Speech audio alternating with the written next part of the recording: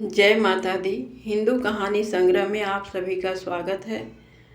दोस्तों, आज कहानी गौ वंश की महिमा राजा दिलीप की कथा लेकर आए हैं, जो कि इस प्रकार है। राजा दिलीप बड़े ही धर्मपरायण, गुणवान, बुद्धिमान और धनवान थे। यदि कोई कमी थी तो वह यह थी कि उनके कोई संतान नहीं थी। सभी उपाय करने के बाद भी जब कोई सफलता नहीं मिली तो राजा दिलीप अपनी पत्नी सुदक्षिणा को लेकर महर्षि वशिष्ठ के आश्रम संतान प्राप्ति का आशीर्वाद प्राप्त करने पहुँचे। महर्षि वशिष्ठ ने राजा का आतिथ्य सत्कार किया और आने का प्रयोजन पूछा तो राजा ने अपने निसंतान होने की बात बताई। तब महर्षि वशिष्ठ बोले, हे राजन, तुमसे एक अपराध हुआ है, इसलिए तुम्हारी अभी तक कोई संतान नहीं हुई है। तब राजा दिलीप ने आश्चर्य से पूछा, गुरुदेव, मुझसे ऐसा कौन सा अपराध हुआ है कि मैं अब तक निसंतान हूँ? कृपा करके मुझे बताइए। महर्षि वशिष्ठ बोले, राजन, एक बार की बात है, जब तुम देवताओं की एक युद्ध में सहायता करके लौट रहे थे, तब रास्ते में एक विशाल वट वृक्ष के नीचे देवताओं को भोग और मोक्ष देने वाली कामधेनु विश्राम कर रही थी और उनकी सहचरी गौ माताएं निकट ही चर रही थीं। तुम्हारा अपराध यह है कि तुमने शीघ्रतावश अपना विमान रोककर उन्हें प्रणाम नहीं किया। जबकि राजन, यदि रास्ते में कहीं भी गौवंश दिखें तो दाईं ओर होकर राह देते हुए उन्हें प्रणाम करना चाहिए। यह बात तुम्हें गुरुजनों द्वारा पूर्व काल में ही बताई जा चुकी थी, लेकिन फिर भी तुमने गौवंश का अपमान और गुरु आज्ञा का उल्लंघन किया है। इसीलिए राजन, तुम्हारे घर में अभी तक कोई संतान नहीं हुई। महर्षि वशिष्ठ की बात सुनकर राजा दिलीप बड़े दुखी हुए।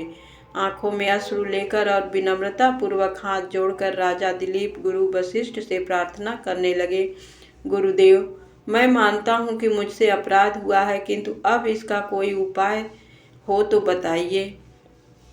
तब महर्षि वशिष्ठ बोले, एक उपाय है राजन, ये है मेरी गाय नंदिनी, जो कामधेनु की ही पुत्री है। इसे ले जाओ और इसके संतुष्ट होने तक दोनों पति पत्नी इसकी सेवा करो और इसी के दूध का सेवन करो। जब यह संतुष्ट होगी तो तुम्हें पुत्र रत्न की प्राप्ति होगी। ऐसा आशीर्वाद देकर महर्षि वशिष्ठ ने राजा दिलीप को विदा किया। अब राजा दिलीप प्राण प्रण से नंदिनी की सेवा में लग गए। जब नंदिनी चलती तो वह भी उसी के साथ साथ चलते, जब वह रुक जाती तो वह भी रुक जाते।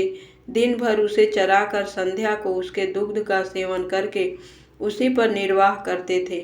एक दिन संयोग से एक सिंह ने नंदिनी पर आक्रमण कर दिया और उसे दबोच लिया। उस समय राजा दिलीप कोई अस्त्र शस्त्र चलाने में भी असमर्थ हो गया। कोई उपाय न देख राजा दिलीप सिंह से प्रार्थना करने लगे, हे वनराज, कृपा करके नंदिनी को छोड़ दीजिए। यह मेरे गुरु वशिष्ठ की सबसे प्रिय गाय है। मैं आपके भोजन की अन्य व्यवस्था कर दूंगा। तो सिंह बोला, नहीं राजन, यह गाय मेरा भोजन है, अतः मैं उसे नहीं छोड़ूंगा। इसके बदले तुम अपने गुरु को सहस्त्रों गायें दे सकते हो। बिल्कुल निर्बल होते हुए राजा दिलीप बोले, हे वनराज, आप इसके बदले मुझे खा लो, लेकिन मेरे गुरु की गाय नंदिनी को छोड़ दो। तब सिंह बोला, यदि तुम्हें प्राणों का मोह नहीं है तो इसके बदले स्वयं को प्रस्तुत करो, मैं इसे अभी छोड़ दूंगा।